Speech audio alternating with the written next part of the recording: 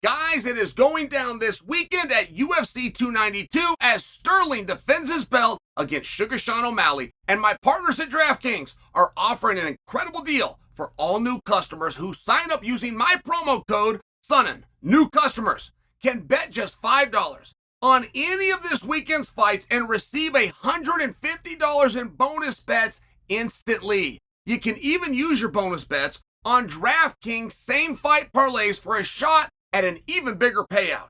Combine multiple bets together from the same fight, including number of rounds and method of victory. Remember, DraftKings is the only place where you can bet same fight parlays. If sports betting is not yet available in your state, don't worry. You can still join in all the fun with DraftKings Daily Fantasy. So click on the link below and download the DraftKings Sportsbook app right now. Sterling O'Malley, who you got? Now, this isn't a prediction piece, okay? We're going to get into that. And that opinion for me is still forming. I mean, I'm not positive. Like here, I'll quote Randy Couture, the hay is in the barn. When you got to fight week, some guys would be pushing, they'd be tired and not want to go do workouts, and coach would want them to work out. And Randy was a super disciplined athlete, man. Coach sets practice. You hear there's practice, you go to practice. That's it. Except on fight week. On fight week, Randy was real big. Hey, what do you feel? You know, what's your body feeling like? You can get better by taking a nap on fight week if that's what you feel that your body needs. I mean, I just use that as an example. The hay is in the barn.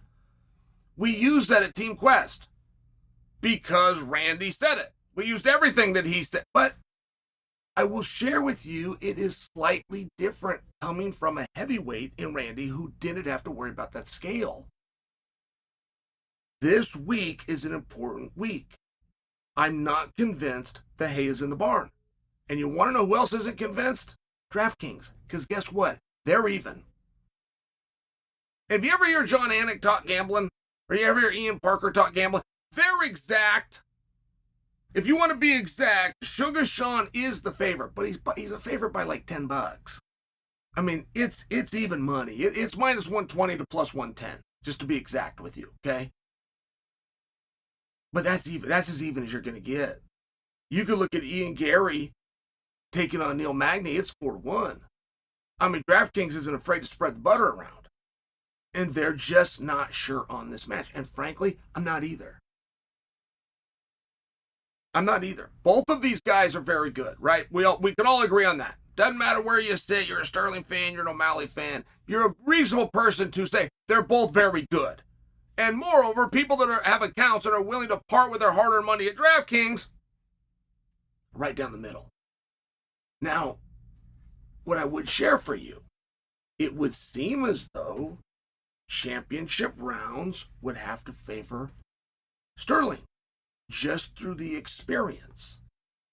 And Sterling is tactical, and Sterling is not afraid to make adjustments.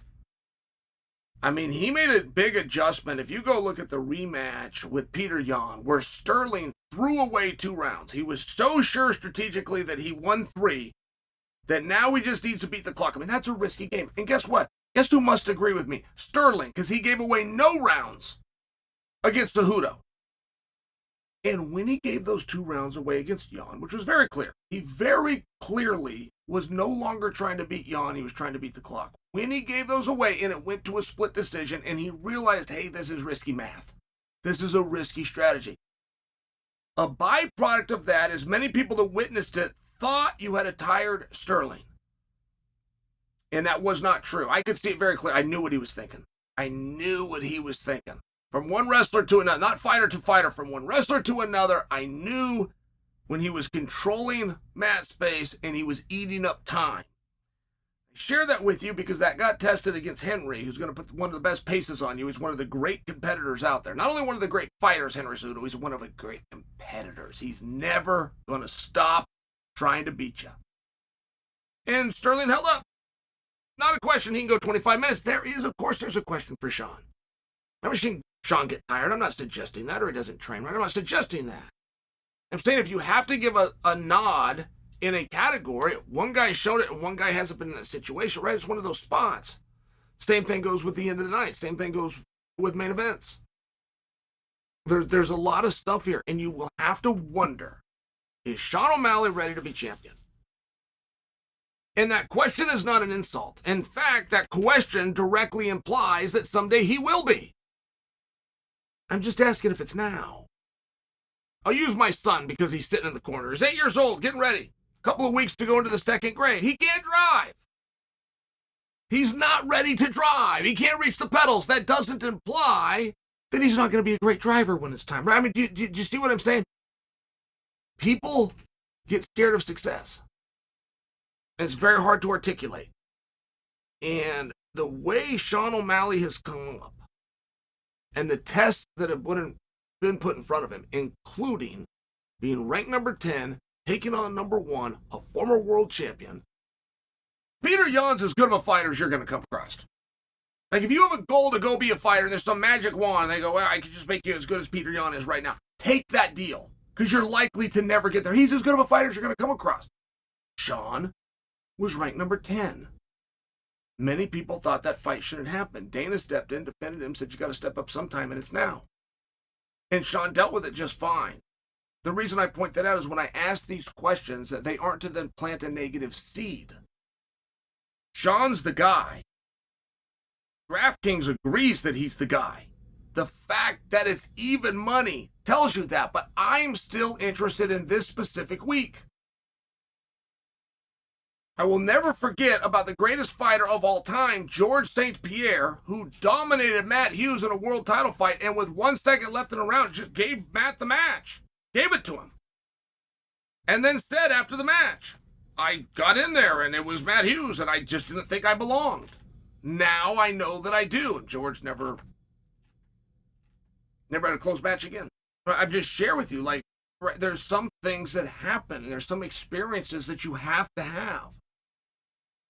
As much as I bring that up, I do believe there's probably an immunity to Sean O'Malley. There appears to be something special there. There appears to be not very many things that rattled him. I mean, the only time I've seen Sean O'Malley pissed off in his whole life is when Murad took his coat, which was one of the great moments I've ever seen in the octagon. I love it. I love that Sean got the coat back. There was 10 of them. They didn't have to give the coat back, and they gave him his coat back. You think they don't respect O'Malley? They gave him his coat back. I'm just sharing with you, like, these are big moments. How are you going to handle them? Nobody fully knows. Nobody, including the principals themselves. They're in their hotel room right now. They're thinking about it. It's all starting to sink in this week. It's all starting to come. It's all starting to dawn on them what the task is. How many eyes are on them? It's a big deal. When I bring up DraftKings odds and I tell you that it's even money, it's a very big deal because there's a massive pressure that is released. DraftKings is involved in fights. It's a massive pressure relieved from you when you're the underdog. It's a big deal to Sterling, by the way, that he puts himself in a position of being a victim, of being an underdog, of being overlooked, of having the deck stacked against him. It's a big deal to him. He will work hard to put himself in a hungry mindset of a guy that's going to prove himself. It's a hard thing to do when you're the favorite, even if it's this slight. And that's where these odds at draft, that's where this matters. It's the whole reason that I bring this up. Is Sean O'Malley ready to be the world champion?